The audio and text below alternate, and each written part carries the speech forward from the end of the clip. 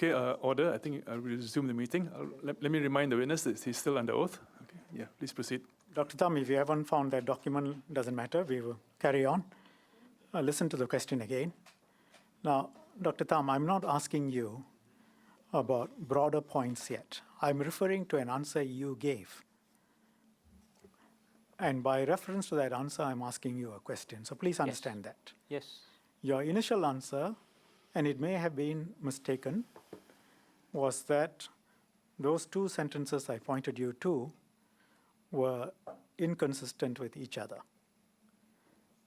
Now that you have read it again a few times, would you agree that there is no inconsistency on the face of it? I disagree. Okay, so you say on the face of it there is inconsistency. Yes. Okay. Tell me what is inconsistent on the face of it, without reference to anything else. If he, as Secretary General of the Malayan Communist Party, does not know facts and figures of his own organization, how would he know how people not in his organization could possibly think? Can I suggest, Dr. Thum, if that's the best you can say, it's very poor, and I'll explain to you why. I think you are struggling very hard to try and come up with explanations, I'm sorry to say this, which simply don't wash. And let me explain.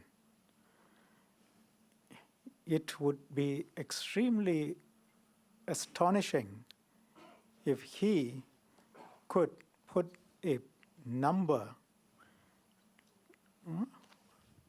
a figure,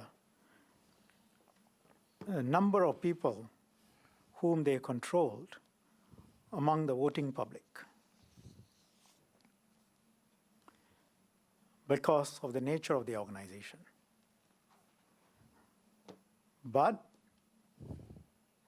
he can make the statement, which is slightly more general, that members of the unions appreciated they were under the control of the CPM.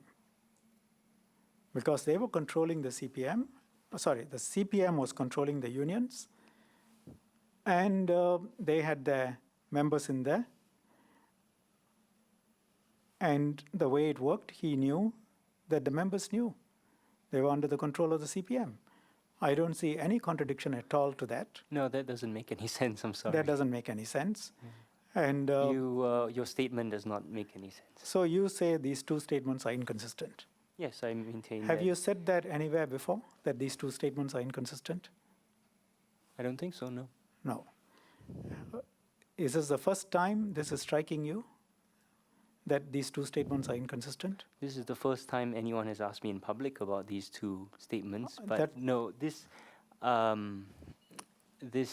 page I have read before and I have looked at for my work. Right. Now,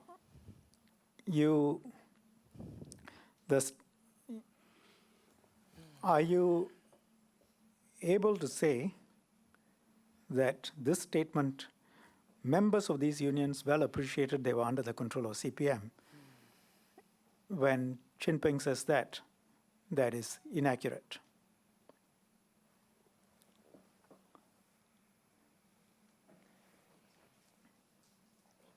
Well, his statement is that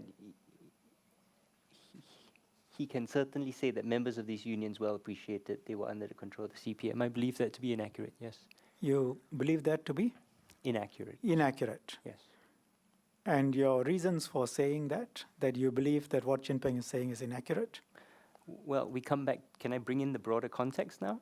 We'll come back to that later, but in your view, it's inaccurate. But you will tell us whether you have referred to his statements in this context in any public statement of yours, correct? Whether you have referred to his statements in any published journal or any of the journals that are referred to in the bibliography, presumably you haven't, correct?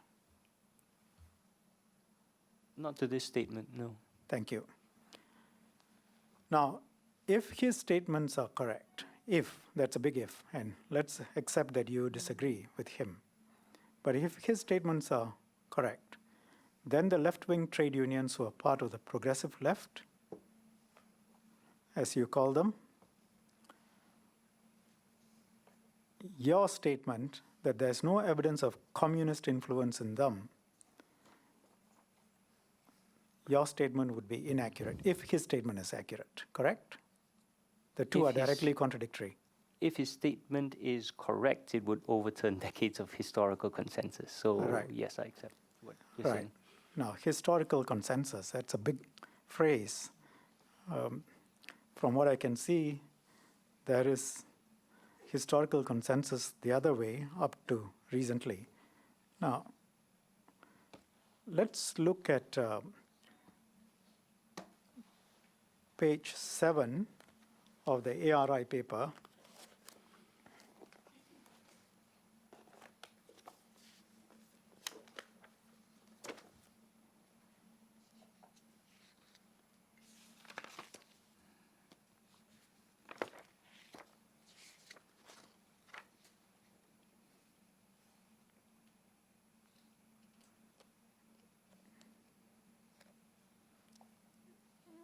You say, looking at the third and fourth paragraphs,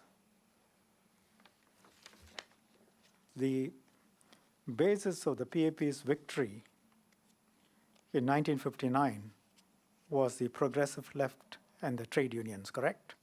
The very last sentence, organizational basis for PAP election victory in 1959.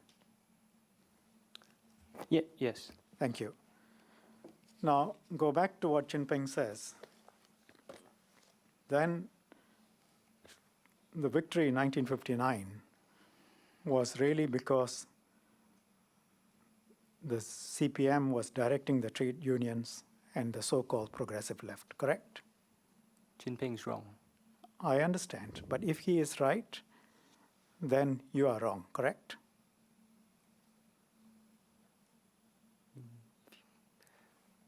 I mean, Can you your clarify statement that directly statement again, sir? contradicts.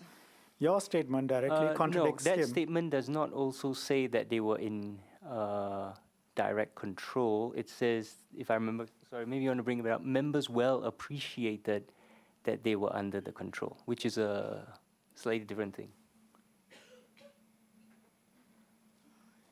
Let's look at that sentence and the sentence after that. Our supporters, sympathizers, and fellow travelers went on to provide Lee's grassroots electoral support. Our supporters, that's the communist supporters, communist sympathizers, and fellow travelers went on to provide Lee's grassroots electoral support. Without them, he would have never achieved his stunning 43-seat victory in the 51 constituencies.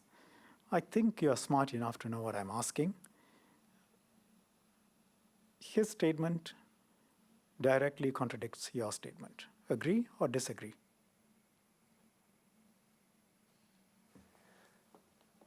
May I elaborate? You can first disagree and then elaborate. Okay, I disagree. Right. Thank you. Now, there are a number of nuances here which one must appreciate, right? First of all, when analyzing a source, of course, we have to look at it from the source's perspective and understand that they also are working with limited knowledge, right?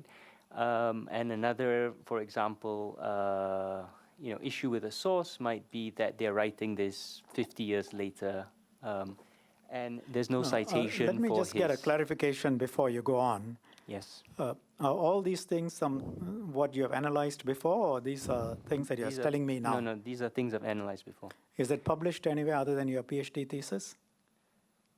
I think I've argued this in several of my articles. Wait, published, No, when you say about it, what is it? Thum Ping specifically, that why he cannot be relied upon when he says all of this. I have not published an article explaining why Thum Ping is an unreliable witness, if that's what you mean. Have you applied your mind and given these reasons that you're going to give now, specific to this statements of Thum Ping at any place previously? Well, this statement, which says which statement? Our supporters, sympathizers, and fellow travelers will provide least grassroots That- electoral support. Yes. That statement has been cited, and I have interrogated that and explained the nuances of that statement. Right. Where have you So- cited it? Oh boy. May I have some time to check through my Okay, published you will come back to us with that. Oh, okay. Add it Yes. to the list. No.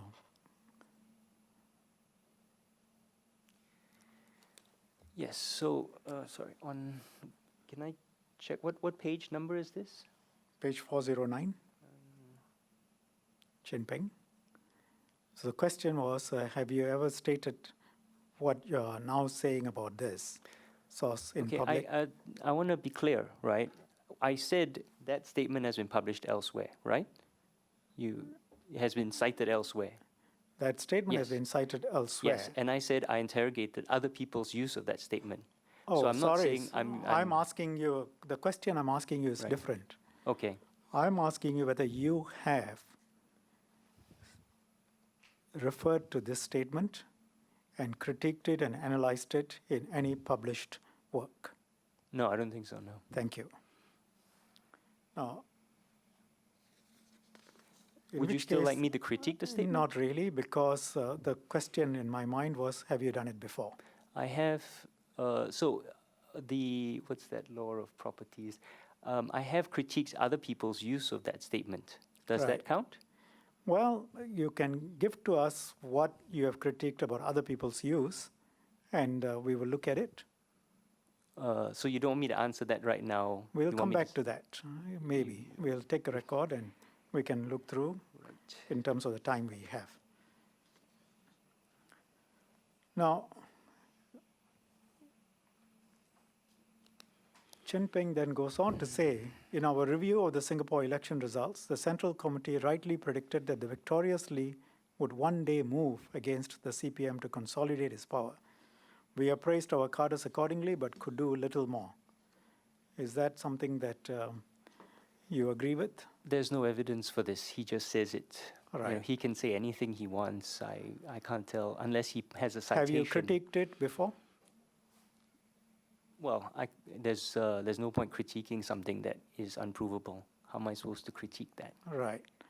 Now, maybe since I'm going to move on to a different point, you can tell me what you have said about other people citing that earlier sentence. Maybe in summary. Yeah. Okay. So this sentence and other examples like it is often used to show the existence of a communist conspiracy, right? But I point out that there is no evidence of a communist conspiracy. There's no evidence that the detainees of Operation Coldstore were involved in any communist conspiracy. That this is a very broad-ranging sentence. Our Dr. Thum, supporters, just in case, sympathizers, Dr. and fellow- Thum, yes. just in case you didn't understand the question, for the time being, I'm not getting into Operation Coldstore.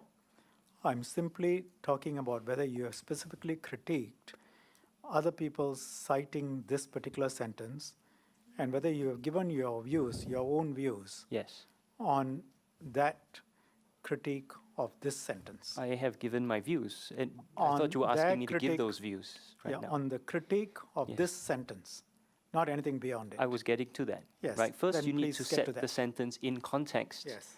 Right, and understand the context in which the sentence is being said and understood. Right. So you need to understand the issues surrounding the source. So to get to the sentence itself, for example, as I mentioned, right, it's used as to show that there was some sort of widespread communist conspiracy. I have pointed out there is no evidence. Our supporters, sympathizers, and fellow travelers also does not mean that any of these people were actually Communist Party members, as he's made clear elsewhere, as Yu Choi Yip did say, I was the only cadre left. As Chin Ping said, the organization had been smashed, we had no contact. It is entirely possible that, and very likely, that many people in Singapore were supporters in the sense of, I believe in the Communist Party of Malaya because they were the leading anti-colonial force. They had not saved, they were the main source of resistance against the Japanese in World War II. So to support the Malayan Communist Party was entirely possible and not illegal, right? The Malayan Communist Party itself was an illegal organization, but it was not illegal to believe in communism, nor was it illegal to express, there was no thought police, right? Mentally, you could support the Malayan Communist Party. Likewise, sympathizers, I can sympathize with someone without being a member, without being part of a conspiracy. Fellow travelers is very, very broad. Anyone, in this definition, anyone who is against British colonialism, according to Special Branch as well, is classified as a fellow traveler. And thus that includes, for example, the People's Action Party. It includes the parties on the right, the conservative parties, the Liberal Socialist Party. So that's the broader context of the sentence. Okay. So it shows a wide level of support for anti-colonialism. It doesn't show a comprehensive underground communist conspiracy, and that's the point I make. Well, don't you think all of that falls flat if you look at one of the earlier sentences? I can certainly say that most of the island's workers sympathized with the left-wing trade unions, and members of these unions well appreciated they were under the control of the CPM. We looked at that sentence. I don't need an answer from you now. You have disagreed with that sentence. We leave that on the record. But I just suggest to you that your answer is contradicted, all your extended analysis, if Thum Ping is right in that sentence. But in your view, he is wrong. So let's move on. Well, he's wrong because the Special Branch has no evidence. Right. Yes. Because Special Branch has no evidence, that is the reason why he is wrong? Well, may I get into the wider context? No, I mean, you keep throwing new things. You didn't say it just now. I did. I started talking about the wider context, and you said, no, I'm just talking about this page. I know that you're very keen. I'm just telling you that if this sentence that I just read out is correct, which you disagree with, then all these other wider context that you've just told us is not accurate. But if you want to explain that, we'll try and come back to it. Now,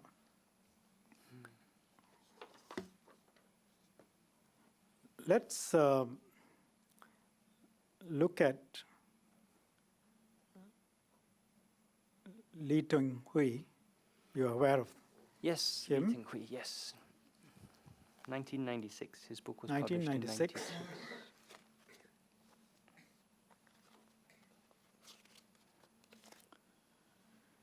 Cast your eye over this. I don't know whether they're able to put it up. Page 84.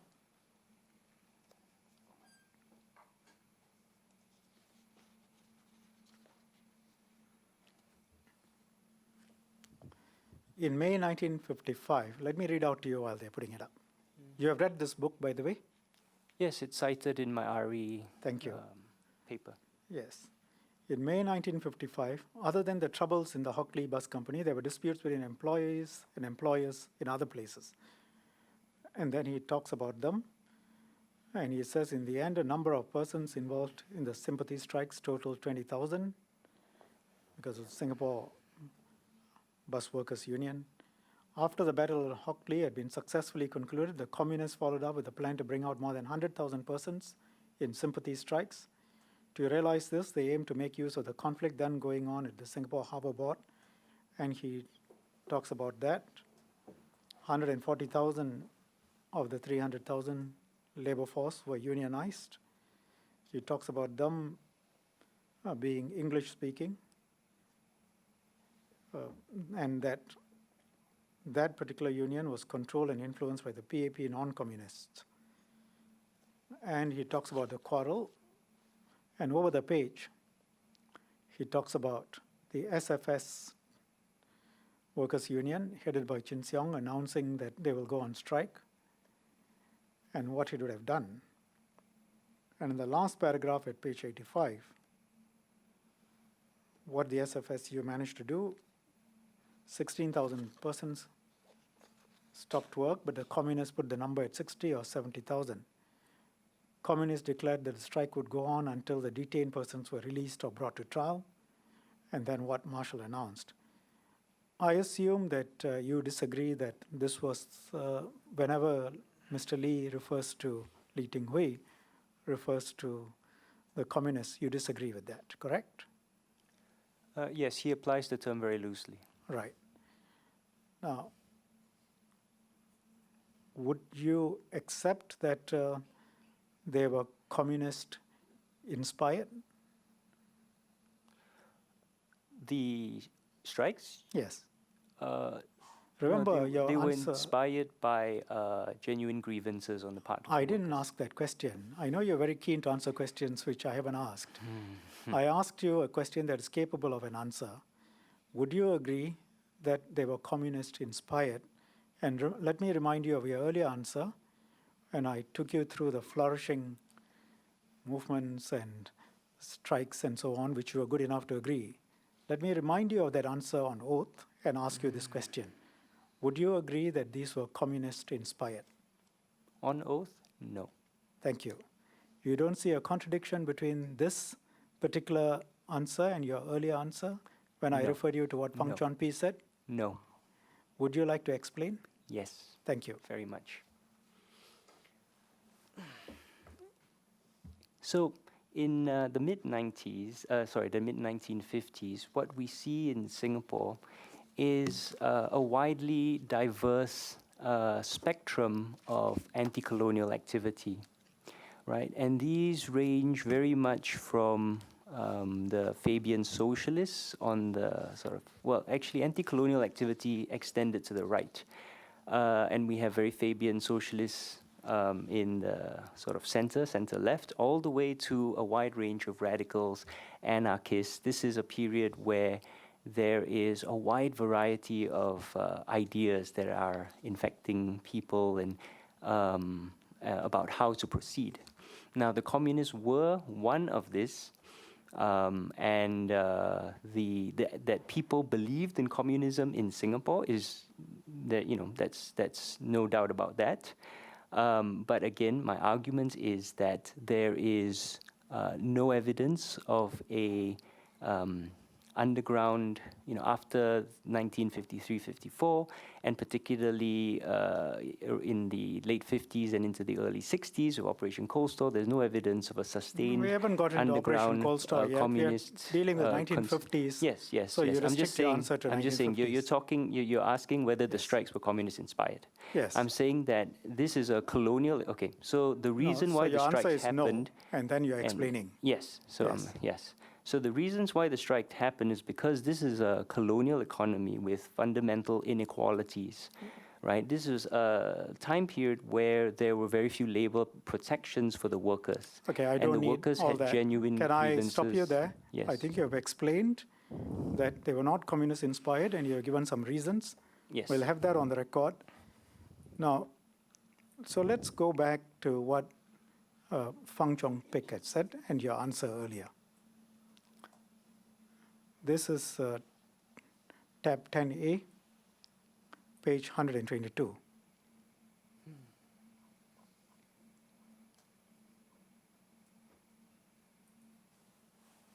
It will come on.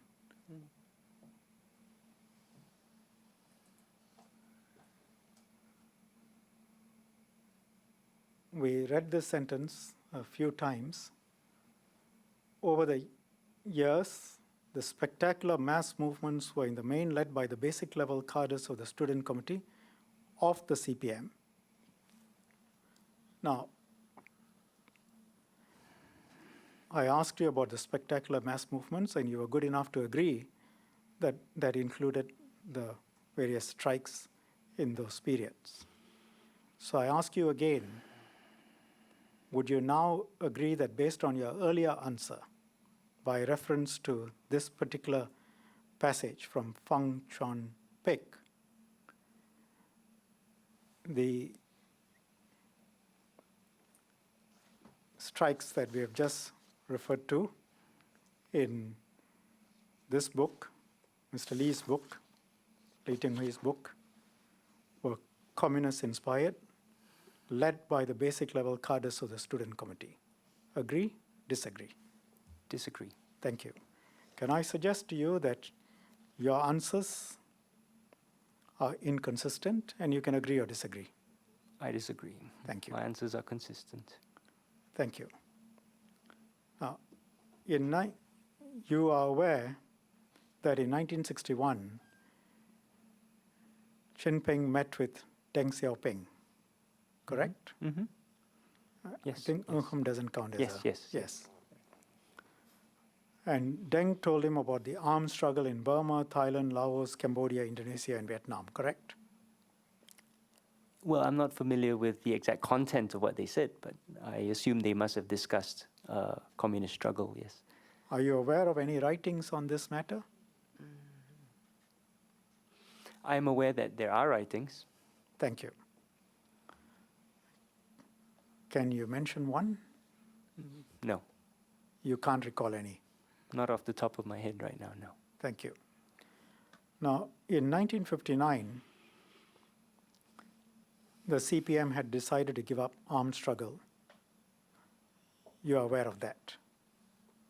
Yeah, yes. In 1961, at China's request, they agreed to reverse that decision and start armed struggle again. You are aware of that? Yes. Thank you.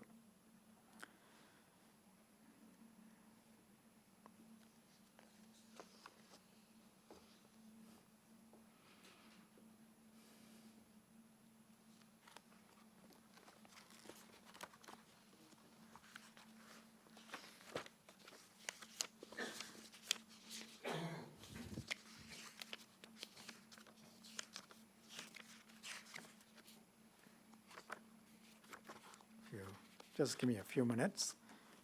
I will.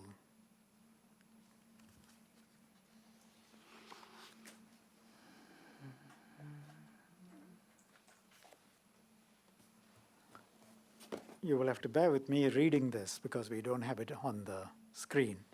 Page 430 of Jinping. I'll read it out to you.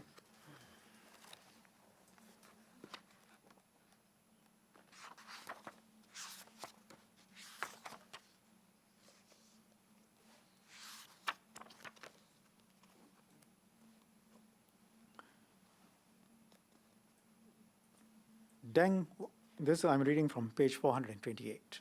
Okay. Deng opened the deliberations. This is the meeting in 1961 between Jinping and Deng Xiaoping. Southeast Asia, he informed us, was about to undergo monumental changes. We knew he was fresh from discussions with Ho Chi Minh. What he was telling us, I surmised, was based on his knowledge of Hanoi's intentions towards South Vietnam. Deng knew the minds and plans of the Burmese, Siamese, Lao, Cambodian, and Indonesian comrades who all maintained important training facilities in China at this time.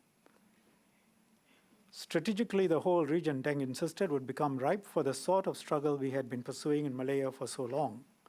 CPM must not, he urged, switch policies at this point. We must take advantage of the opportunities that would soon be presenting themselves throughout Southeast Asia. I was momentarily taken aback. I can't decide this matter on the spot, I told the Chinese leader. This question must be determined by our Central Committee. Gathering my thoughts, I hastily added, if we were to revert back to armed struggle, what sort of assistance might we expect from China? And then the question of money came up. And he then says, psychologically, we now found ourselves in an even tougher position. In Sadao, we had suffered months of mental torment before finally coming to the conclusion that our one remaining hope of survival lay in the return to political struggle, despite the immediate pain this might mean. In private, I went over every detail of Deng's argument. For these deliberations, I brought in Xiao Chang, Chen Tian, Lia Tung, and he talks about it. He talks about Deng having been very persuasive, a little bit awkward about talking about money. Then he goes on at page 433. And he says, ironically, it was Musa Ahmad, the man we had elevated to the party chairmanship before Baling, who would ultimately betray us, who proved the most optimistic of all when it came to discussing Deng's proposal. With China's backing, we can take over Malaya in 5 years, he confidently predicted. I suggested an 8 to 10 year time frame might be more realistic, but I still harbored some doubts. Then he talked about some concerns, his lack of confidence that something might happen in Siam. And then at 434, he talks about going back to the Chinese and negotiations.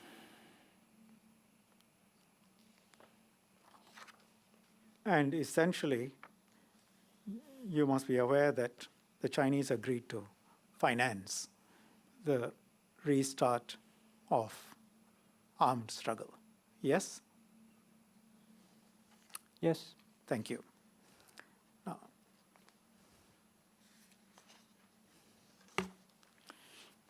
very successfully too, I guess, since Malaya was taken over by the Communist Party in 5 years. Oh no, wait, they weren't, were they? I'm sorry, my mistake. yes, I know that you can't resist some jokes now and then. If I Life could, is short. if I could add, the reason why they didn't succeed was because of Operation Coldstore. And perhaps that might... Singapore isn't mentioned in there, remember? Yes. The Malayan Communist Party You did not have know a as significant well as I presence do below the causeway, that on our side of the when causeway. CPM, when they refer to Malaya, are you disagreeing that they refer to Malaya and Singapore together? No, they're referring to Malaya. Malaya refers to the entire peninsula, yes. But we've also established, through Jinping's own words, that they had no significant presence in Singapore. No, we didn't establish that. But Well, it was on the screen earlier. Let me ask you. So your point is, whenever these statements are made, they're only by reference to Peninsula Malaya and not by reference to Singapore?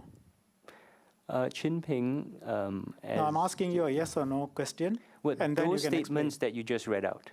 they are not or- by reference to Singapore. That's impossible to say. I don't know what Jinping Thank you. actually means. Thank Yeah. you. Okay. So we should take that as the answer and not your earlier answer that that's not a reference to Singapore. Well, my earlier answer was that the MCP, as established in what Jinping said earlier, did not have a significant presence in Singapore. They had He said specific. He used the word smashed, or was that you, Troy? Someone used the word smashed. He right? also said, Yes. and have others which were good enough to agree, including Fang Chuanpi, that they had spectacular successes in organizing The mass anti-colonial movements. movement had spectacular successes. Spectacular successes organized through their cadres in the Students' Committee of the CPM. No, led in the main by the low-level cadres of the student committee. Please, of the let's. CPM. Yes, that's. Thank you. We accept that. Yes, led Yes. by the student cadres, not organized by the student cadres, not organized by the I didn't ask student any of that. committee. Led in the main by. No, I just want to be precise. That's the Well, sentence. Let's just stick No, with what exactly I mean, he wrote. by saying that you want to be precise, we all can see what you're trying to do. You are trying to create a picture which is untrue. The fact is, when you are confronted with the direct statements, you have no choice but to agree. And Fang Chuanpi has said there was... I have disagreed. No, you didn't disagree with Fang Chuanpi. You disagreed with somebody else. With which statement? You're not Yes. giving me much room. You're I'm just not asking asking yes/no you questions in a field which is all about Dr. nuance. Thum, at this Yes. stage, I'm not asking you a question. I'm just Yes. telling you something. The transcript will be available. If I'm wrong, you will be able to say I'm wrong. But I'm just telling you that you had agreed Mm-hmm. with the statement by Fang Chuanpi Mm-hmm. about the success of the work of the student committee of the CPM in Singapore. Now, let's just take it from there, and we don't need to split hairs. They were having success. Is the transcript available right now, or only after this? Well, the transcript, we can scroll back later on. Okay. But having agreed with that, now we are talking about Chinese funding of the CPM. You are good enough to agree that, well, you can't tell whether, that covers Peninsula Malaya only or whether it covers Peninsula Malaya and Singapore. So let's take it at that level. And The Federation of Malaya, Peninsular Malaya already includes Singapore. thank you. Federation of Malaya and Singapore. So thank you for that clarification.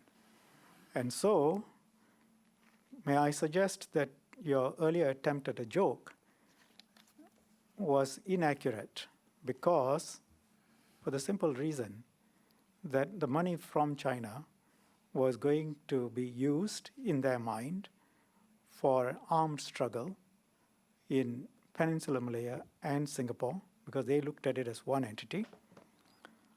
And the only reason, and you don't have to agree, I'm just telling you, only reason it didn't succeed, one of the reasons it didn't succeed was Operation Coldstore. But I know you disagree, but since you make an attempt at a joke, I think I should say that to you. Now, you are aware that Jinping discussed with Yu Chuyip in Beijing in 1961 about Singapore. Are you aware of that? Yes. Thank you. The discussion centered on how to protect the communist underground activists in Singapore, correct? Yes, yeah. And how to preserve the communist underground in Singapore, correct? Yes. And they feared a crackdown, correct? Yes, you're asking me for specific details now. No, I'm just asking you if I'm whether aware you of this. agree. They feared a crackdown. Well, The I would. communists. You ask. I mean, I can't remember off the top of my head every single thing that is, that they are recorded. Well, to these have are all discussed. major developments. Mhm. I'm simply asking you, as a person who says that you are done detailed research in this area, Mhm. whether you're aware that Jinping and Yu Chuyip were fearing a crackdown on the communist underground in Singapore when they Yes, of discussed. course. Thank They you. had been cracked down. There have been lots of crackdowns, Yes. constant crackdowns. And they planned to sabotage the Malaysia plan and to keep Singapore separate. Mhm. Yes? That's an interesting question. I can't remember that statement off the top of my head. So if you have a source for that, I'd appreciate seeing Right. it. Yeah. So, sitting there as a historian who has done detailed work in this area, Mhm. you do not, off the top of your head, remember anything that suggests that Yu Chuyip and Jinping discussed and agreed to plan to sabotage the Malaysia plan. No, not off the top of my head. But I would be very grateful for the opportunity for you to refresh my memory. All right. Let's look at what Jinping says. Page 436 and 437. If you see at the bottom, senior Singapore communist leader Yu Chuyip, as we called him, traveled to China from his headquarters in exile in Riau Islands shortly after the arrival in Peking. Now, over the page, let's look at the third paragraph, I think the second paragraph. Our Peking meeting also examined in detail the Malaysia plan that was being hatched between London and Kuala Lumpur. The three of us came to the conclusion that it would be in the best interest of our party, the Communist Party, if we plotted to sabotage this. So does that help you remember? Yes, thank you. Thank you. It's quite surprising that something as important as this has escaped your memory. Well, nobody's perfect. Thank you. Thank you. I don't for a minute suggest that you are completely perfect, but I expected you to be more perfect than most of us in this field. More perfect than most. Okay, well, In this field. thank you. You have a very high opinion of me, and so I'm very grateful for that. Thank you. Thank you. And the reason for the high opinion is that you said that you are someone who has done detailed research and work in this field. And I would have thought a plan by the Communist Party of Malaya to sabotage the Malaysia plan would have been something very significant that a historian will remember, but we will take it that you don't, and we will move on.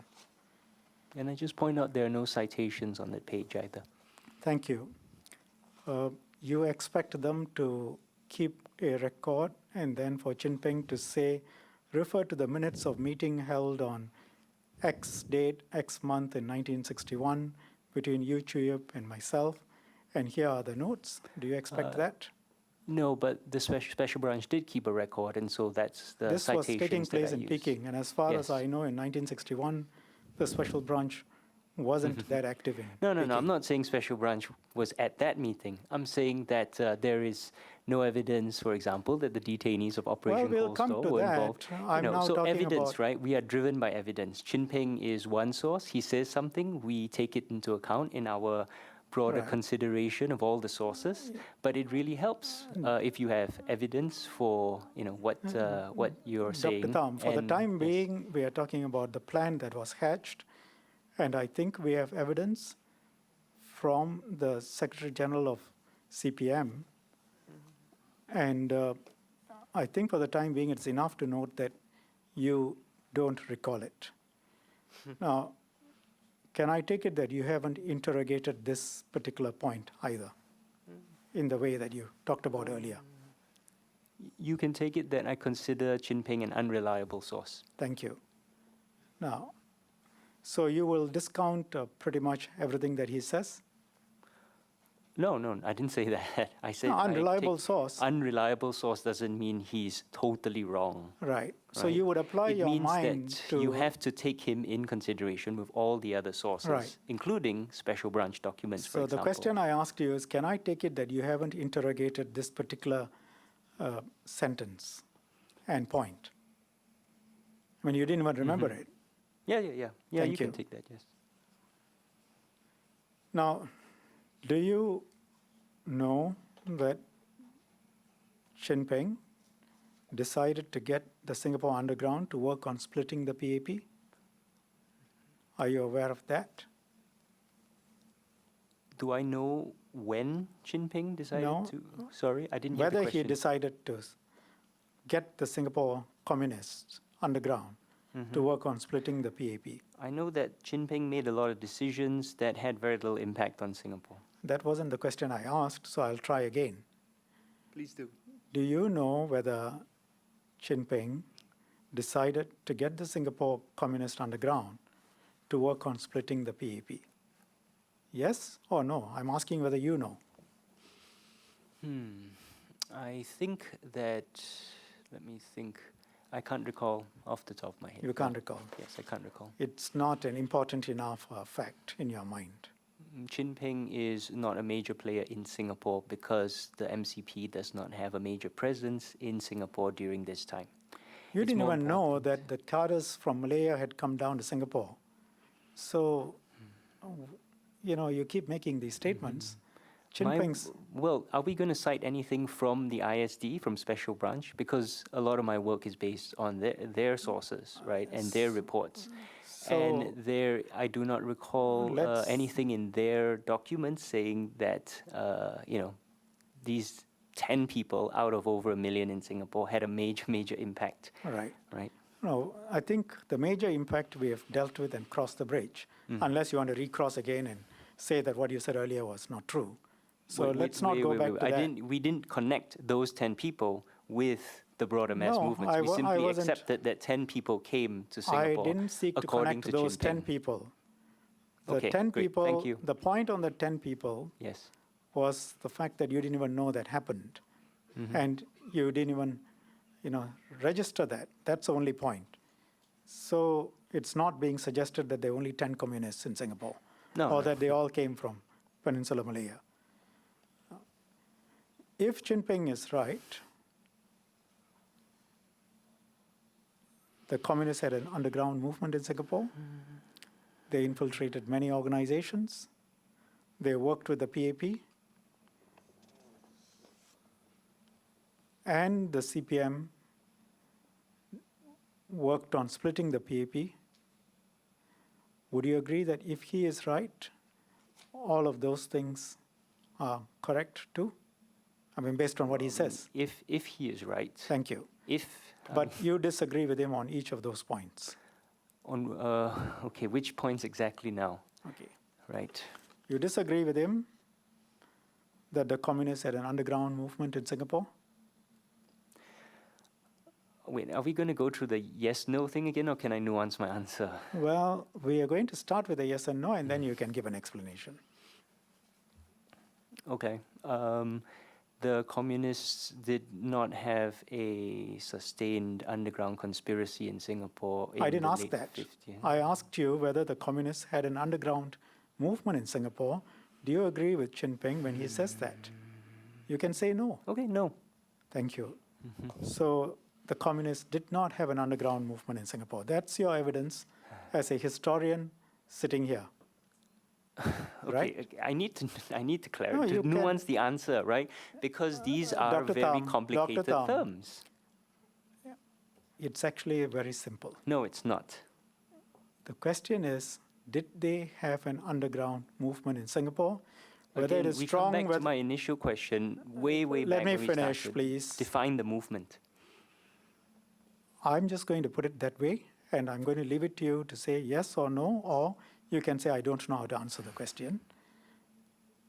The question is, the communists had an underground movement. You can say yes, you can say no, you can say I don't know, and then you can explain. Okay, then my answer is no. Thank you.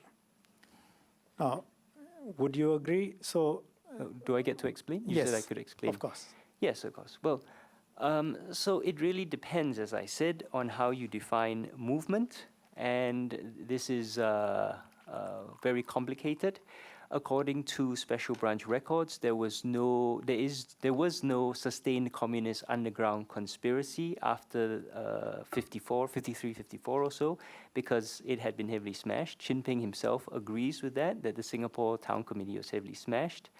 So in the sense that there is, if you're thinking about as an underground movement of people, conspirators connecting with each other, no, that does not exist. Are there individual communists? Yes. Are there people who believe in communism? Yes. Dr. Thum, you have said all of these things several times. Yes. This is your explanation. We don't need to go into it. Okay. We went through this exchange, and I suggested to you that your answers were inconsistent with what you had given a little bit earlier, and we can leave it at that. And respectfully, I disagreed with you. I know. Yes. Right. The record will speak for itself. Yes, it will. The Now- truth will always come out. The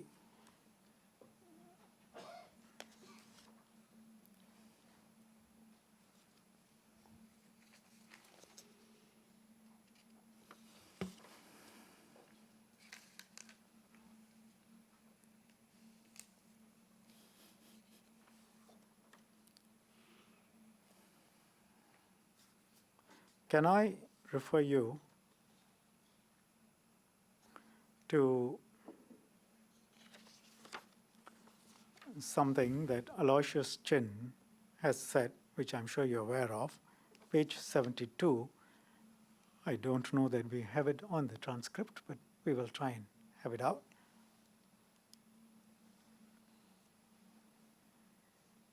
Aloysius Chin, the Communist Party of Malaya.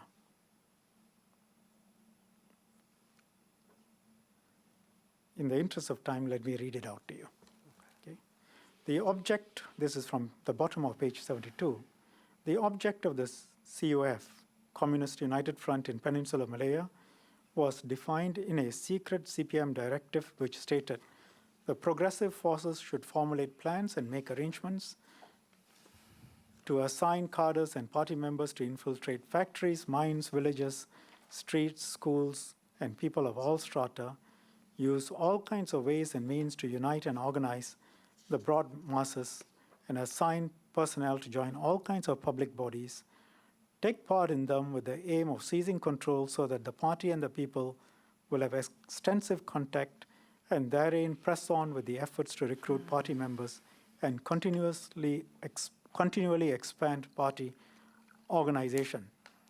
The leading organs of progressive forces from the highest to the lowest should mix cleverly with central parties and factions, adopt various ways and means to initiate joint action and form a united front with them on matters of common interest. Furthermore, they should endeavor to join up with the commercial, cultural, and student circles in waging a common struggle so as to form a powerful force to fight the reactionaries on these issues and therein to strive to win over the people. Are you aware of this secret CPM directive? It's not very secret. So you are aware of I'm the aware, directive. I'm aware. Yes, yes. Right. Now,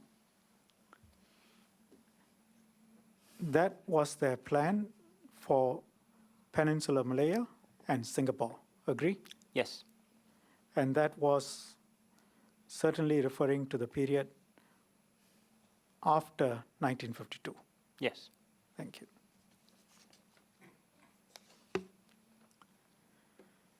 Now, I want you to look at some things that have been said about the Anti-British League, which we talked about very much earlier in your evidence. Yes. Let's look at Wong Sung Fong. Does his name strike a bell for you? Are you referring to the former secretary, not secretary, the Wong Sun Fong? The name definitely rings a bell. Let me look him up. A member of ABL and a member of the Communist Party of Malaya.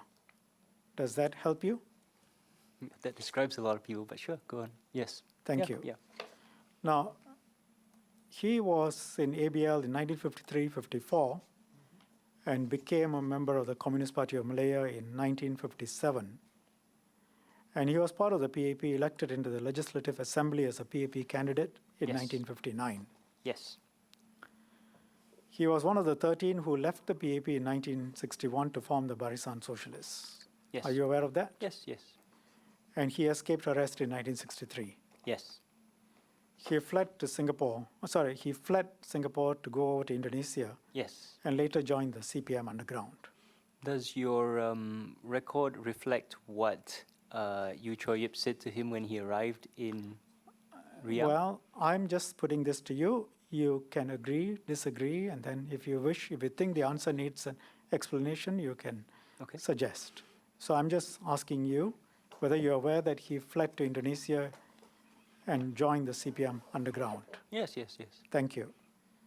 And he ended up in the Peace Village in Betong, reserved for former CPM members, correct? Yes, yes. I think he's in the documentary To Singapore with Love.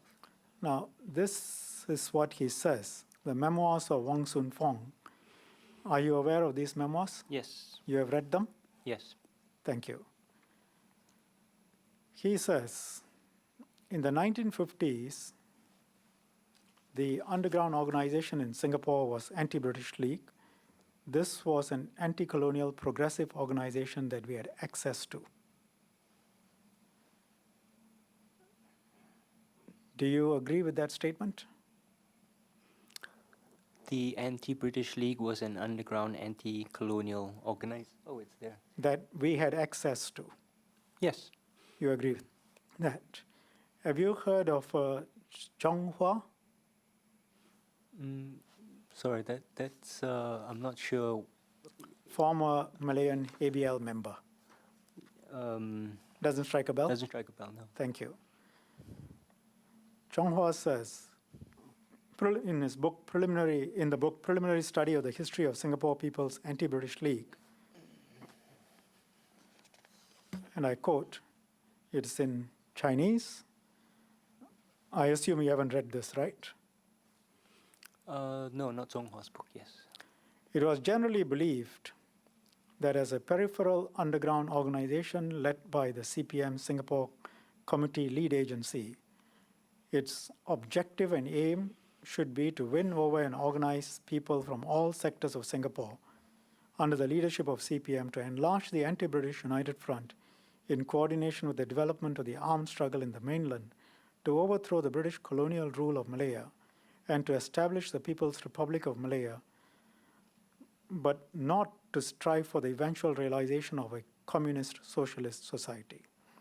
That is to say, members of the Anti-British League could qualify to be further absorbed as members of the CPM only after they have acquired the class consciousness to fight for the liberation of all mankind and the lifelong strife for communism and upon appraisal of their strife. Are you aware of these statements?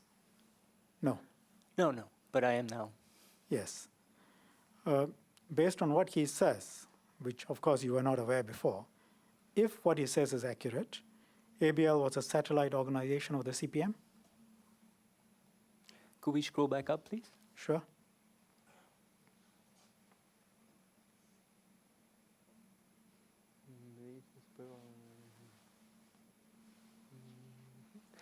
Yes, the ABL was, which is, wait, sorry, what was the question? Based on what he says, and if what he Yes. says is accurate, ABL was a satellite organization of the CPM. It's straightforward based on what he Yes, says. yes, yes. Thank you. That's not controversial.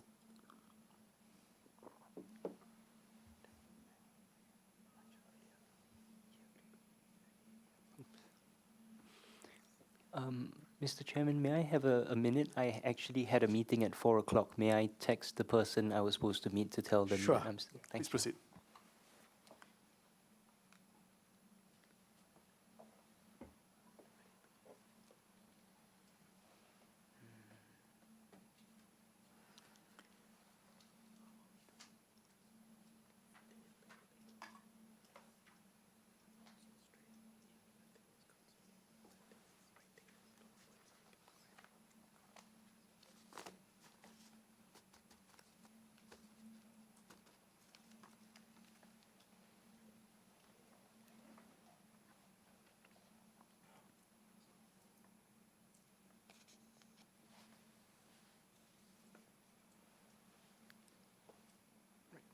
Thank Dr. you very Thum, if much. it's very important, you need us also to confirm to whoever it is that you're indisposed at the moment.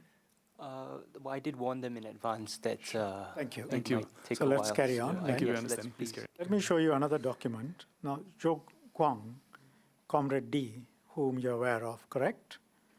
That's, yes. Yes. Ng Ming Chiang. Yes. He has a number of aliases. First anti-British League group in Singapore Chinese High School. He has written something in the mainstays of the anti-colonial movement, legendary figures of the Singapore People's Anti-British League. I assume you haven't read this either. This was in Mandarin. It depends. I have read some articles in Mandarin, some memoirs, but Okay. not. But this particular one you haven't read. No, I don't think so. Do you have the title? Well, it's the same book as the earlier book when I referred you to, what's his name now? Wong Sun Fong. But the title of the article, First Anti-British League Group in Singapore Chinese High School. The title of the book is Mainstays of the Anti-Colonial Movement, Legendary Figures of the Singapore People's Anti-British League in Mandarin. Okay, thank you. No, I don't believe I've read that. Thank you. Now, Comrade D, just to get this clear, was a member of the three-man CPM cell formed in 1957 to direct CPM activities in Singapore. You are aware of that? Yes. Thank you.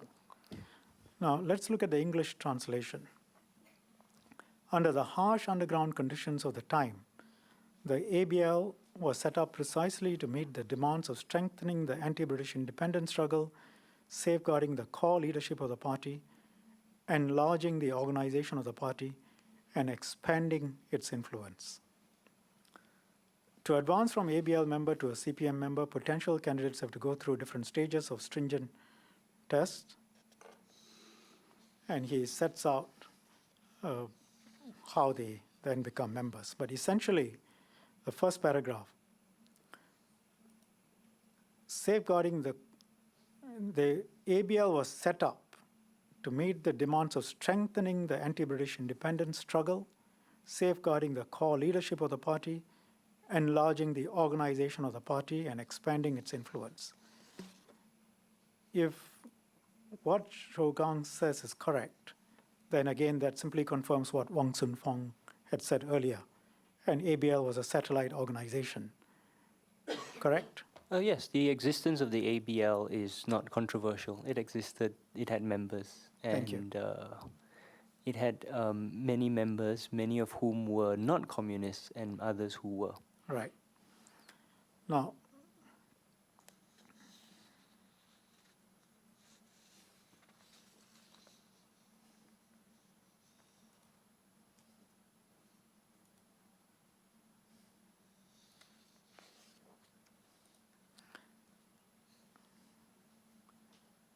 So,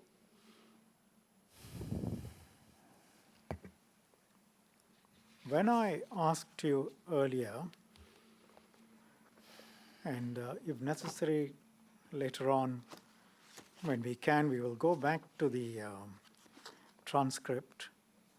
Remember, we started out this discussion, and we referred to page 5 of your ARI paper.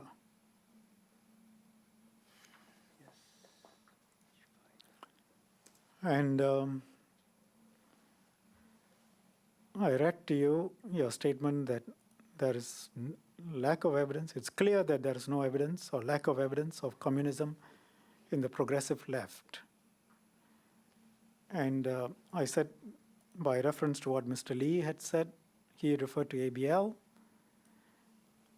that you would include the ABL in your statement, and you said yes. That answer is not accurate. Would you agree? Sorry, I was looking up what you're quoting. Could you repeat the question, please?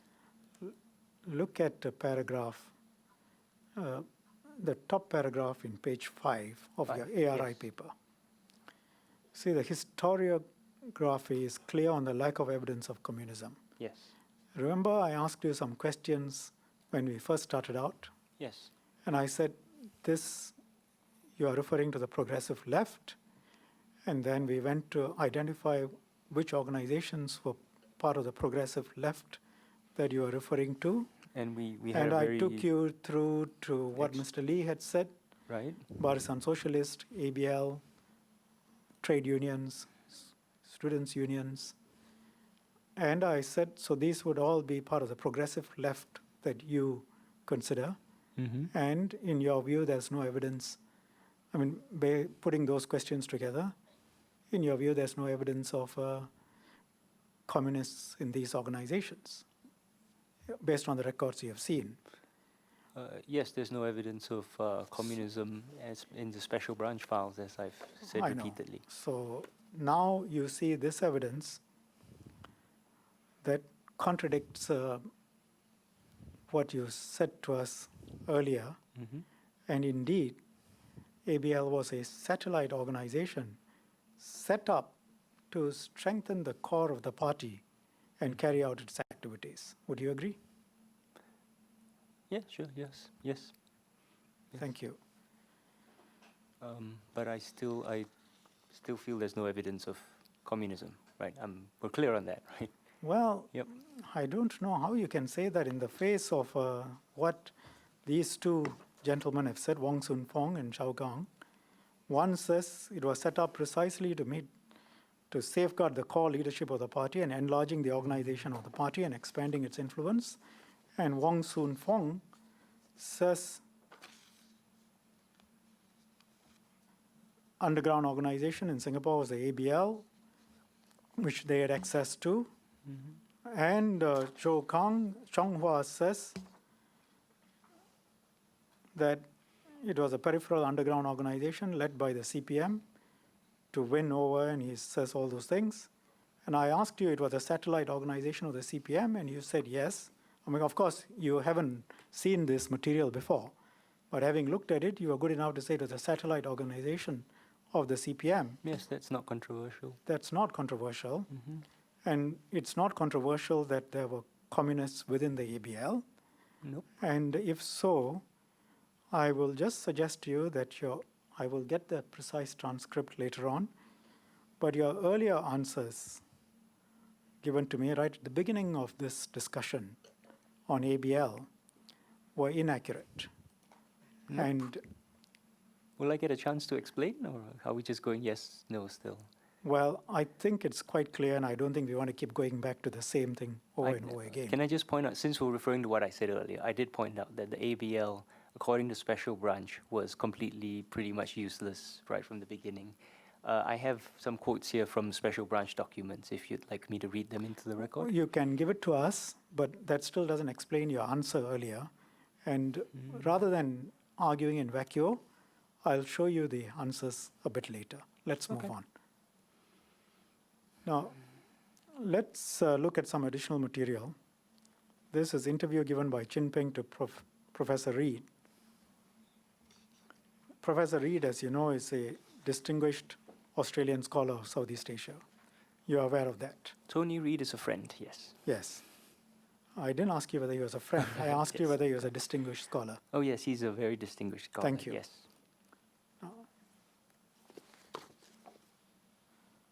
If you look at the discussion between Chin Peng and Professor Reed, so the so-called plan met with Lee Kuan Yew to explain. This is by reference to the 1957 attempt by the pro-communists. Was not our party decision, not the superior's decision. That was a spontaneous move by the rank and file. Many of them are not party members. They are former ABL members. Anthony Reid, so you're saying that the party's policy right through to 1961 was to support Lee Kuan Yew. Chin Peng, yes. Was that a mistake when looking back on it? In our party, there are still some differences, so I can't give you any answer. We haven't resolved this. Can you tell us the reason why you thought it was a good policy to support Lee Kuan Yew? And then he gives an answer. And he approached us and so on. And we sent some members. That's why we sent some of our party members, some very close to our party, to help them, including Samar Ismail and the Indian Devan Nair. That's Chin Peng's account, and I don't think that's very controversial, correct? No. So what? And the somebody- PAP had yes. communists at Mr. Lee's own request, essentially. Yes. Yes. Yes. And Mr. Lee recalled this in his Battle for Merger talks in 1961. But I don't need to go through everything he said. But essentially, he said that he acted for someone who was released subsequently in 1953 from detention and became friends, and that was Samar Ismail. And he's still a most important communist cadre spreading propaganda on behalf of the communist cause. And then he came to know of Devan Nair, and they became comrades. And essentially, Chin Peng's account of how the PAP came to be formed, and Chin Peng's account was given in 2004, essentially is similar to Mr. Lee's account given more than 40 years earlier in 1961 on how the PAP came to be formed. Would you agree? Similar, yes. Thank you. From the CPM's perspective, the PAP was another open front organization to influence. Would you agree? It's fairly straightforward. Another open front organization to influence. Yeah, sure, yes. Thank you. Now let's look at some British records. 28th of August 1959, I'm sure you're aware of these. This is an Internal Security Council meeting. Paragraph 29. The chairman said the matter was crucial to the whole of the security situation. Experts' reports which he had been seeing suggested that post-events were repeating themselves. The same leaders were at work. There were the same building up in their strength, and they seemed to be getting into a position from which they could challenge the government's authority. In the past, this trend had been met by force.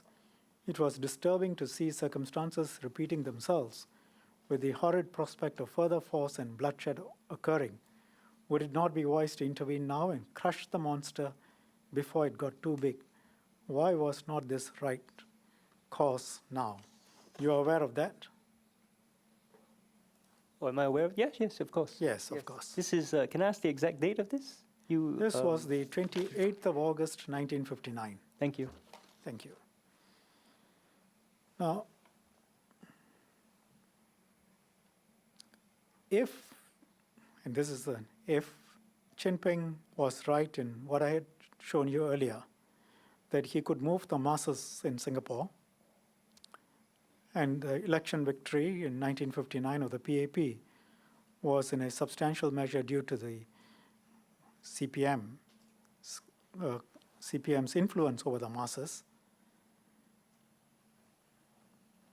then based on what the chairman of this Internal Security Council was saying, the threat was real, wasn't it? If Jinping was right. The chairman said that this map was crucial to the whole of the situation. The experts report that the post events were repeating themselves. The same leaders were at work. There was single strength.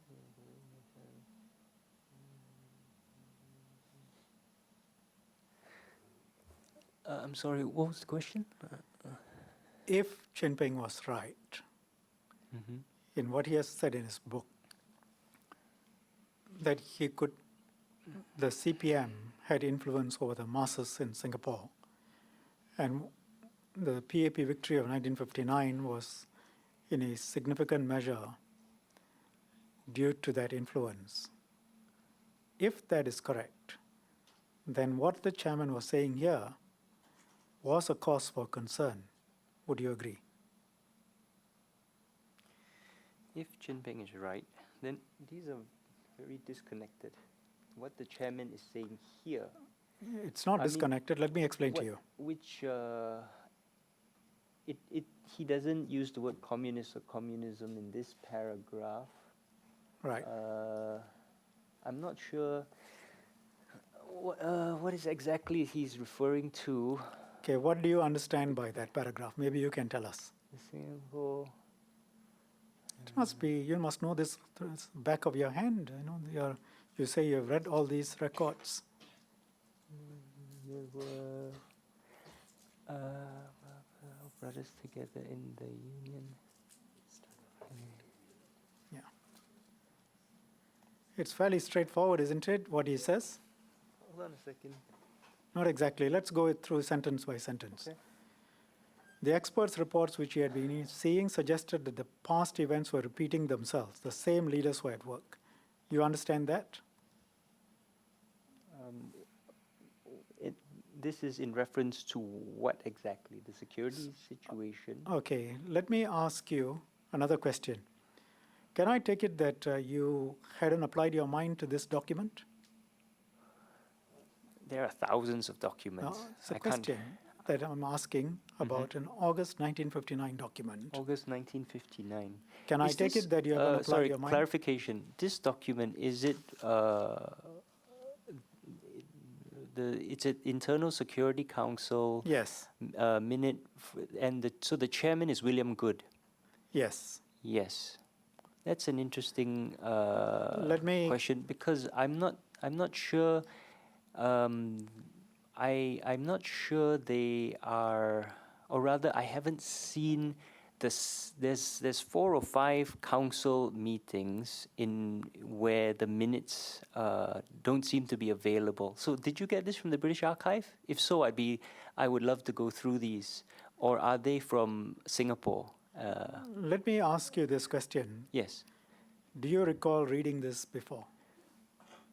This is, if it's ISC 1959, no. No, I don't think I have seen the minutes. I have not been able to locate the minutes for the first few Internal Security Council meetings. The declassified documents, as far as I can remember, start with Selkirk in February 1960.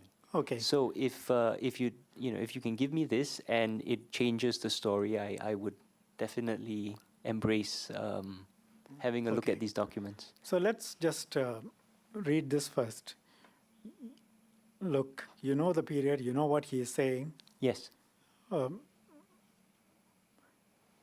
If you wanted the context, if you look at para 28, there was no open conflict in SGEU between the communist and the anti-MCP elements.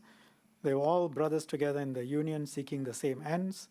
The conflict would not arise until the MCP supporters chose to use trade unions for their political ends. And then he says matter was crucial, but to the whole security situation.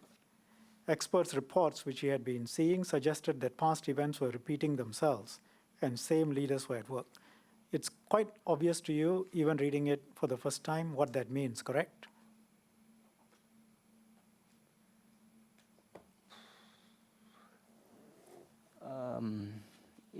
appears to refer to the broader anti-colonial movement and revival of the anti-colonial movement against the British. There was the same building up in their strength, and they seem to be getting into a position from which they could challenge the government's authority. You can understand that, right? Yes, the anti-colonial movement is Right. building up its strength after the election of the PAP. And in the past, this trend had been met by force. It was disturbing to see circumstances repeating themselves with Yes. the horrid prospect of further force and bloodshed occurring. Yes, Now- the force was from the British, the colonial government, which violently suppressed the anti-colonial movement. Right. So, in your view, this is the anti colonial movement which had nothing to do with the communists, correct? No, the communists were also anti-colonial, Yes. right? You know, like the vast So majority of the population Then was let's, anti-colonial. let's then stick to this. Would you agree that the building up of strength that is being referred to includes the building up of strength of the communists? It was the stated policy of the communists to build up their strength. Thank sure. you. But whether he's referring to it here, I don't Yes. know.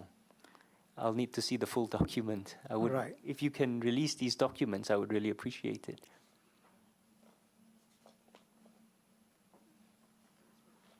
Let's look at this point, which I made to you. In the context of what the chairman was saying, Sir William Good, if the leaders were building up, including the communists, and assuming the communists were using open front tactics, and assuming Chin Peng was right that they could move the masses, Oh, sorry, you're doing, I thought you were reading. Sorry, no, you're doing assuming hypotheticals. that Chin Peng was assuming. right in moving the masses, then the threat of the communists moving to challenge the government using the masses and using these build-ups was real. If Chin Peng was correct, reading it in this context. Again, you're asking me if yes, Yes, sure. thank you. But you again- disagree with Chin Peng? Well, evidence, special branch. You know, we've Thank been you. over this. Yes, there is no evidence that Yes. the detainees of Coldstore were involved in any communist conspiracy. Right. Now, I'm glad you that's accept not that. the question. The question is about the CPM. If you want to make a separate point that those who detained under Operation Coldstore were not communists, that's a separate point. The point I'm focusing on was the communist underground in Singapore, their influence and their role, and if Chin Peng is right that they could move the masses, so much so to even win the elections for the PAP, then the chairman's concerns were serious and valid. It's a simple question. The CPM did not have the power to move the masses. Yeah, We know so this, I'm asking you if Chin Peng was correct. but he's not. Okay, but if he is correct, then the chairman's concerns are serious. But he's not. Right. But assume for the time being he is. Would you agree as a matter of logic? Why assume in particular that Chin Peng Right. is I correct? think the fact that you don't want to assume and Because answer he's the not. question, Dr. Thum, says a lot, but yes, let's it does, move on. doesn't it? Let's move on to March 1965. Manifesto of the Malayan National Liberation League, Central Committee. You know what the Malayan National Liberation League is, right? Yes, yes. Right. Look at I'll put the document up. That's the political wing of the CPM, wasn't it? The political wing of the CPM? I think it was a bit broader than that. What is it? It's a collection of anti-colonial forces. Would it include the communist forces? Yes, yeah, sure. Now, let's look at the language it uses. Can I ask the date of this document? The date of this document. I gave it to you, the 15th of March, 1965. Right, thank you. Have you seen this document before? No, I don't believe I have. No. All right. During the last few years,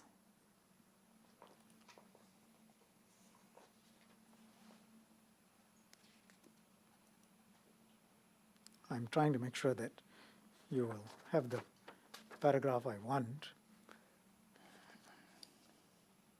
Yeah, it's the fourth paragraph. During the last few years, inspired by the long and persistent armed struggle of the National Liberation Army, our people's struggle for genuine independence, democracy, peace, and the reunification of the Malay Peninsula with Singapore has made further headway, while the National Liberation Movement of the people of North Kalimantan has gained momentum and taken the course of armed struggle.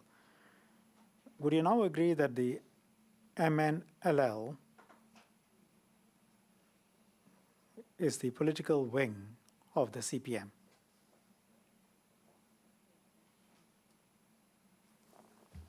The language is obvious. The language of anti-colonialism was common to many left-wing forces of the period. I don't think it's possible for me to conclude at this point, particularly since the document is dated March 1965, and my papers that you are referring to specifically cover 53 to 63. So you do not know of 65?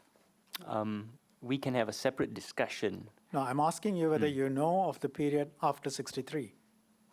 I have worked on the period after 63 in the context of Singapore's integration, its politics within Malaysia. Right. Because by that time, the Malayan Communist Party was not much of a factor in domestic politics. Right.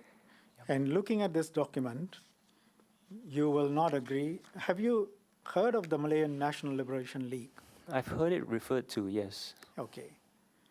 Have you heard it referred to as the political wing of the CPM? No.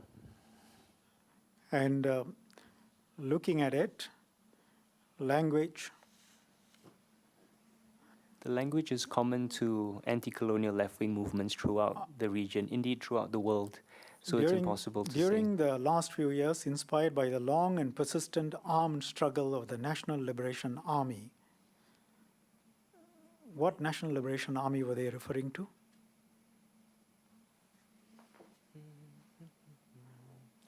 I assume the Malayan Communist Party. Thank you. During the last few years, inspired by the long and persistent armed struggle of the National Liberation Army, our people's struggle for genuine independence, democracy, peace, and the reunification of the Malay Peninsula with Singapore has made further headway, while the National Liberation Movement of the people of North Kalimantan has gained momentum and taken the course of armed struggle. You would still deny that this is not on the face of it clear that it's a document referring to the communist liberation movement?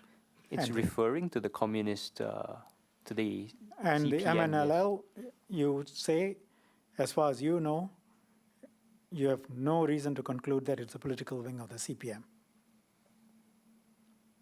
I said it was more complicated than that. I think, if I recall correctly, there Okay, was a let me collection then of phrase it. anti-colonial forces. Do you believe that it was linked to the CPM in any way? I think I can't comment on that. That falls outside my area of expertise. So you have no idea? About the, what's it? MNLL? MNLL. I'm aware of it, but it is not part of my expertise. Thank you. Yeah. Now,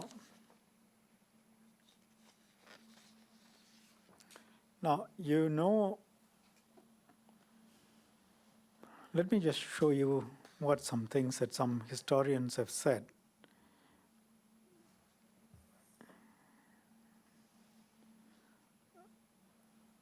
If you look at the historians, Lee Ting Hui, Turnbull, Drysdale, Richard Clutterbuck, all of whom I assume you would be aware of, Yes.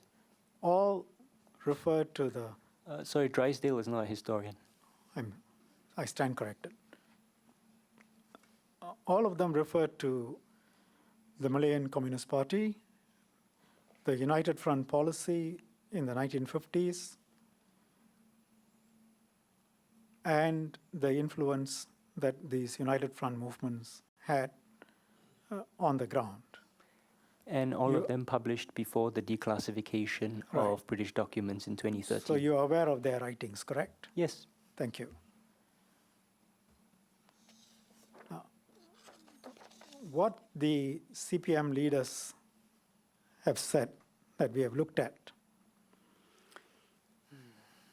starting with the Secretary General, if what they say is true, then there was a strong and powerful Communist United Front in Singapore, as confirmed by several scholars who have studied the matter. Though, as you point out, they did their work before the declassification. Okay, so put that in parentheses. We accept that their publications were before the declassification. But if you look at what the CPM leaders, not just the Secretary General, but starting with the Secretary General, but Fang Chuanpi and others have said, is corroborated by what these historians, as well as Drysdale, says about the powerful Communist United Movement Front in Singapore in the 1950s. Agree? Again, Mr. Shanmugam, you start with if and assume that Yes. if they are correct. Yes. I said, and I've already given my position on that. Right. So it is impossible for you to answer a question based on certain assumptions. The is that- assumption is as I point out, is heavily flawed. Right. But we can see that on the face of it, the published records of historians coincide with what the communist leaders have said. Would you So at least agree? Are you saying historians like Turnbull, Clutterbuck, and Lee Ting Hui? Yes. Well, you have not shown Turnbull or Clutterbuck, and Lee Ting Hui. We had a discussion where I pointed out the nuances of his. Let me of what come he back. wrote. I haven't shown you. Okay. I don't think I want to show you all of it. I assume you have read it. Mm-hmm. So I'm just saying to you, and you can disagree if you disagree, Mm-hmm. the works of Drysdale, Clutterbuck, Sorry, Turnbull. Drysdale's not historian. You did make that point. I just now said the works. Okay. The My works of apologies. Richard Clutterbuck, Drysdale, Turnbull, and Lee Ting Hui corroborate, or let me not use the word corroborate. Their works are similar. What they say is similar to what the leaders of the CPM have said. Correct? Which I've shown you. Clutterbuck works more on. No, I mean, the first, can you C- agree or disagree, and then Disagree. you disagree. Yes. Explain why. Okay, so Clutterbuck, I think his work focuses a lot more on the security dimensions of the MCP, and including north of the Causeway, and during the heights of the emergency, right? He does not focus specifically on the political aspects of Singapore's anti-colonial independence struggle. Well, Mary Turnbull, I didn't talk about that either.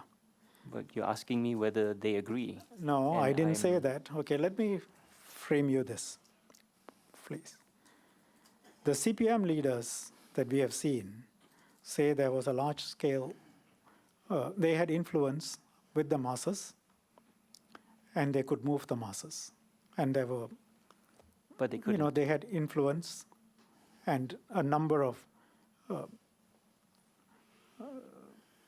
activities were carried out with success using their communist cadres. The simple point to you is what these people say is similar in that there was a mass movement which was successful in organizing activities and inspired by the communists. It's a simple question. You can agree or disagree. I disagree. That's not Thank you. what Mary says. Right. Sorry, Professor Turnbull. Does any of them say that, in your view? Or none of them says that? Oh, okay. So we have to take them individually and go Right. through exactly what they say. I don't need for you to go through exactly what they say. You can take them individually and tell me whether you agree or disagree. So your three clauses were mass movements, Then what was the second one? And the third one was inspired by the communists. Yes. What was the second clause? Well, let's just make it easier for you. Mass Okay. movement inspired by the communists. Mass movement, yes. Inspired by the communists. Now, what does that mean? Does that mean the communists controlled it? Does that mean the communists led it? Does it mean it was organized by the communists? Or does it mean that they were inspired by the example of the MCP as an anti-colonial, as a leading anti-colonial party, and also its resistance to the Japanese? So can I clarify inspired? What does that mean? Over the years, spectacular mass movements were in the main led by basic level cadres of the Communist Party. Take that to be the definition. Led by cadres, but not, so it does not include organized by the Communist Party. It does not include any sort of coordinated action by the Communist Party. Not yet, yes, led by the cadres. So it is possible that Communist Party, that communists and communist sympathizers and fellow travelers, and I mean, no, we know that, there were people in the anti-colonial movement who believed in communism. Yes. I think, again, you have gotten out of answering the question. Oh, I'm sorry. What was the question again? I'm sure you are well aware of the question. Well, let me ask you again. The CPM leaders say the mass movements were successful and were led by communist cadres. And they're wrong. Would you agree? Well, I disagree, as I said. No, I didn't ask. I haven't finished the question. Oh, okay. Would you You agree did say would I agree? Okay, sorry, that- my apologies. what has been written by these gentlemen, and you can take them individually, says something similar? Each of them. That, First of all, let's take Lee Ting-hui. yes. What's your answer? So does he say that the mass movements were inspired by the communists? Yes. Yeah, I think that would be a Fair representation. Yes, his book was published What in about Turnbull? 1996. Turnbull, interestingly enough, backs away from that position. In her earlier work, she so it depends on which edition you're reading, but in her later work, In the Face of New Evidence, she backed significantly. 2009. Yes, so yes. She Among the consulted things me she on says, that book. Malayan Communist Party revived United Front policy in 54, set out to infiltrate open organizations, notably Chinese schools and labor unions. ABL quickly expanded, numbering more than 2,000 members by 1954. That's, in summary, what she says. There are many other things she says. They set out to do that, yes. And the ABL had, had significant numbers. Whether they were able to do anything with them, Okay, special let's branch move on to disagrees. Drysdale. I'd rather What's your not. view? Drysdale is not a historian, and his work is Okay, not let's move on. historically reliable. What about Clutterbuck? Clutterbuck, as I mentioned, is a security expert. And if I remember correctly, he focuses He very says much party on the structure under town committee in line with the main front organizations, trade unions, women's organizations, Democratic Youth League. Does that help you? Sorry, repeat that? Party Please. structure under town committee in line with the main front organizations. This is my summary for what he says. Trade unions, women's organizations, the Democratic Youth League. Does that help you? So he's saying the party organization includes all these things? He didn't say that. Sorry, then I says that misunderstood you. These are all infiltrated by the communists. Infiltrated, in what year? In the 1950s. Well, again, it depends. You are not aware of what he says? You haven't I'm read his aware book? of what he said. You're summarizing what he's saying, right? But what part of the book are you reading in reference Okay. to? There's a lot of it. Let's take post-1955. Post 1955. Yes. Yes. There were communist cadres. Sorry, not cadres. There were communists in these organizations. Yes, we don't deny, but they were not part of some sort of structure, party structure, So reporting to anyone. Or as far as we know, there's no evidence in the special branch All right. files of that. So your point is the CPM had its cadres in all these places. No. My point is that there were communists, not that they were CPM cadres, not that they were actively taking instructions from the CPM. You mentioned Wong Soon Fong, for example, and he actually went against CPM orders because he wasn't aware of them, which is one of the examples I use in my work, which points out that CPM issued orders and they were not followed by people that we know to be communists. Right. So, in fact, in many instances, they went directly against the communist instructions, Right. Including in 1961 with the PAP split, because there was the standing instruction at the time was. Can we keep to the question? Yes, please. Thank you. So let me come back. Your point is there are communists in all these organizations. They were involved in these mass actions. However, the CPM was not organizing them, and there was no open quote conspiracy, close quotes, correct? Yeah, that seems reasonable, yes. Thank you.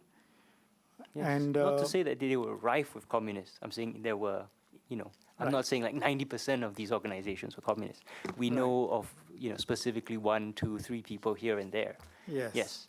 Yes. And at the same time, you're quite happy to agree to this statement.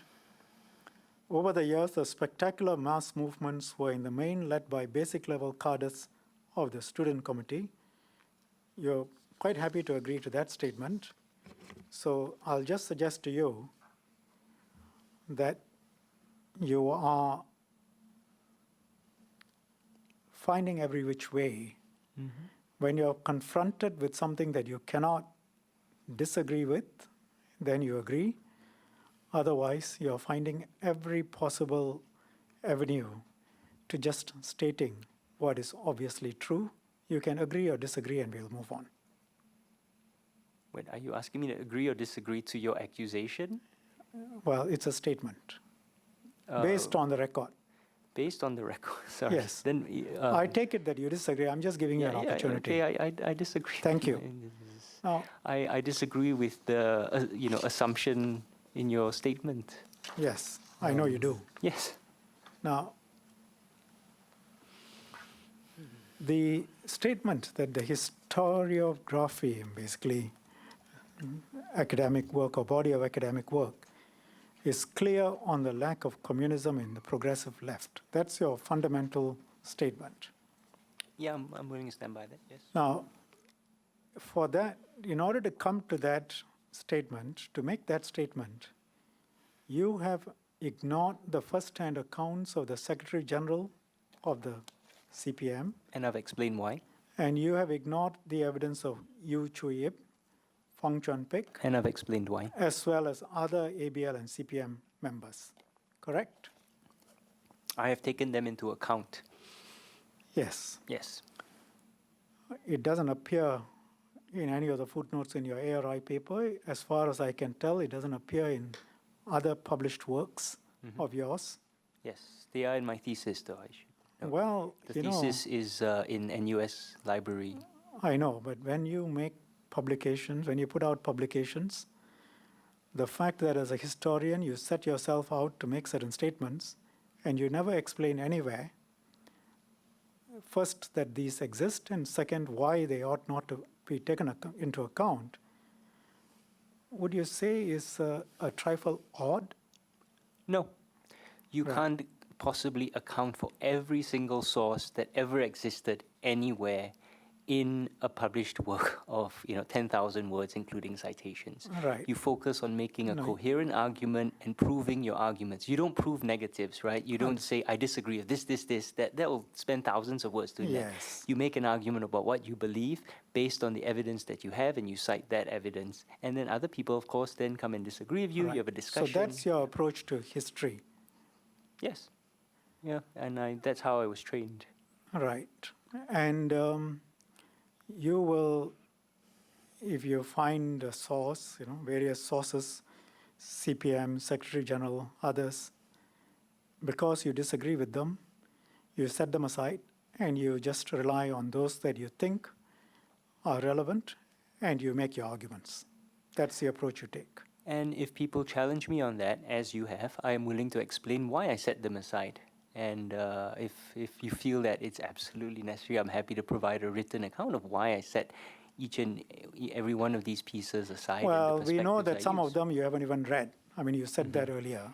I also note you haven't shown me a single special branch document, which is Yes. the most coherent Well, I'm and not largest claiming, archive of I'm data. not claiming to be a historian of repute. I'm not a historian, and nor have I written on this period. And I'm simply asking you questions on your writings. Yes. Thank you. Now let's look at the standards of an objective historian, since you say you are trained in this way. You are aware of the David Irving, the Holocaust denier, correct? Yes. Yes. You can see where this is going. Yes.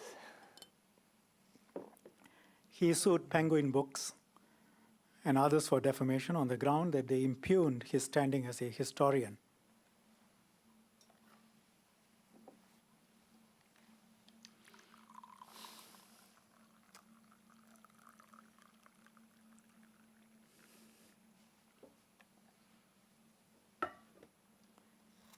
The case is Irving versus Penguin Books Limited. In the year 2000, it was reported. Regius Professor of Modern History of Cambridge, Professor Richard Evans, gave evidence. He set out what he considered to be generally accepted standards of historical scholarship. I'm sure none of this will be news to you. So he set out the following criteria. Does Irving give a reasonably accurate account of the documents he uses? Does he translate them in a reasonably accurate and unbiased manner? Does he take into account as many other relevant documents as any professional historian could reasonably be expected to read and cite when he is using one particular source to substantiate an argument? Does he apply consistent criteria of source criticism to all of the original material he uses, examining it for its internal consistency, its consistency with other documents, its provenance, the motives of those who are responsible for it, and the audience for which it was intended? Are his arguments, his statistics, and his accounts of historical events consistent across time and based on reliable historical evidence? Does he take into account the arguments and interpretations of other historians who have examined the same documents? Does he, in other words, advance his arguments and interpretations in a reasonably objective and unbiased manner? Would you accept that those are the standards of a competent historian? Expected of a competent historian? Sure. Thank Yes. you. Sorry, yes. The judge says in his judgment, an objective historian is obliged to be even-handed in his approach to historical evidence. He cannot pick and choose without adequate reason. So in the face of this, can I suggest to you, the fact that your historiography, you say there is no evidence. That's what you say in the ARI paper, and you repeat that in multiple other places. You say there is no evidence of any communism in the progressive left. And in saying that, you ignore the first-hand accounts of the Secretary General of the CPM. And I've explained why. You ignore Yu Chu-yip.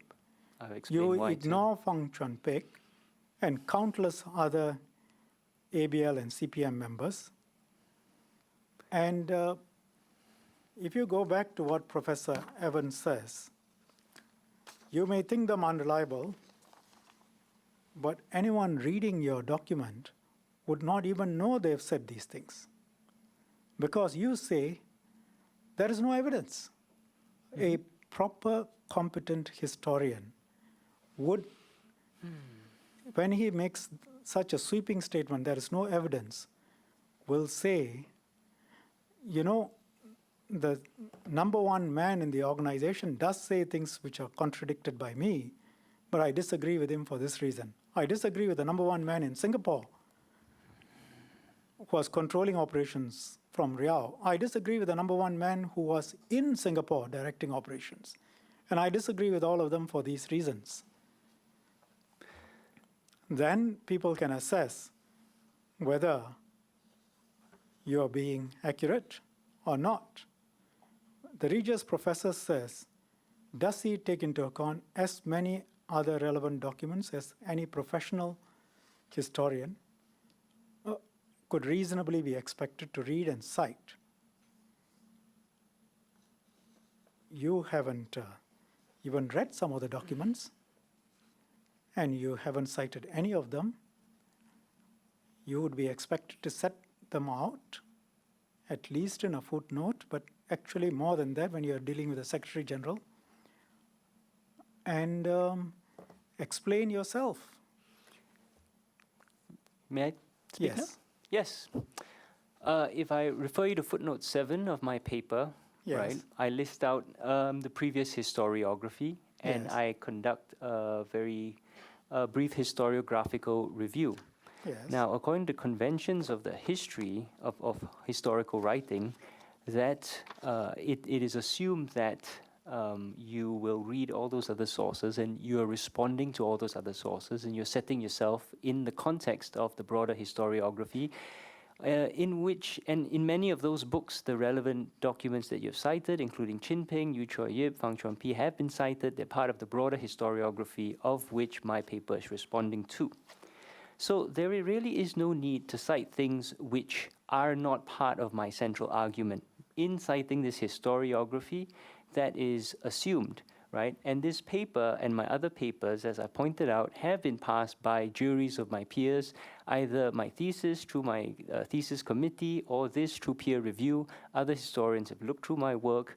Historians who are familiar with the period have read many of those sources. Some of them are cited here who have written books, and they have found my work to be solid. And thus far, no historian has come out and openly, not openly, no historian has contradicted the central thrust of my work. Now, one would assume if my work was inaccurate or if I neglected to include any sources, there would be some sort of bad peer review, there would be accusations, there would be, my professional standing would be affected, but that has not happened, and this was published some years ago now, 2013, I think it was? Yes. Or, yes. Dr. So, Thum, are you yeah. saying that no one has contradicted you in your statements? My central argument, there is the subjective interpretation of facts is something which I have had vigorous debates with other historians about. But central facts that I have put forward have not been... Are you suggesting that the argument that there's no evidence of communism in the progressive left is not central to your case? The central argument that there's It no is, evidence it of is communism. the central Yes. argument in of your position, isn't it? Of this? No, it's not central. I think I have a much more central No, argument. but it's essential It is to a your summary point. of my argument. Yeah, it is the summary of your main point. I that- disagree. It's not the summary. Okay. Now, you have to, it's a foundational block, as it were, because Sure. you have to, you sure? Okay, that's fine. Now, all of these that you cite in footnote 7, and somebody has done an analysis of them, are you saying that they have analyzed the records that I've shown you and have critiqued them and have dismissed them? I'm saying that Now, historians... please answer the question. Footnote 7, all of that you've cited, are you saying that they've analyzed the I don't statements I think, put to you? Not all the sources you've put to me. For example, the one by footprints, I think that came out the same year as my paper or after. So obviously I couldn't have included that. But definitely Chin Ping, Fang Chuan Pi, and Yu Choi Yip. And the statements I've made from their book and the different chapters, they have been critiqued by these people? I've critiqued them. I just critiqued them, and I'm sure they've No, been you have critiqued just by- critiqued them. That's Yes. not the point. I'm asking you whether They these have been people critiqued by historians, yes. No, please. Footnote 7. These people, you say, have they critiqued the different passages that I've put to you from? The exact passages? Yes. Well, I can't recall that. You know, there's thousands of words there. How am I supposed to recall exact passages off the top of my head? And you are not aware? I mean, are you suggesting they have critiqued what Fang Chuanpi said, the passage I quoted to you? That exact, well, again, these are literally millions of words, you know. Yes. I mean, Except that the passages I quoted to you yeah. are directly relevant to the points you make. Yes, but I have explained why Chin Peng and Fang Chuanpi are No, problematic please, sources. Dr. Thum, let me finish. I've asked you why you haven't referred to them and dealt with them. And your point is, well, others have dealt with them. And look at footnote 7. So now I'm asking you whether they have dealt with these points. And your answer is, how can I know? I'm sure they've dealt with these points. But you're not sure. Well, if you, I can't recall everything with 100% accuracy. Right. But it is part of the historiography. All right. Yes. Well, I think that says a lot. Yes, it Dr. does, Thum. doesn't it?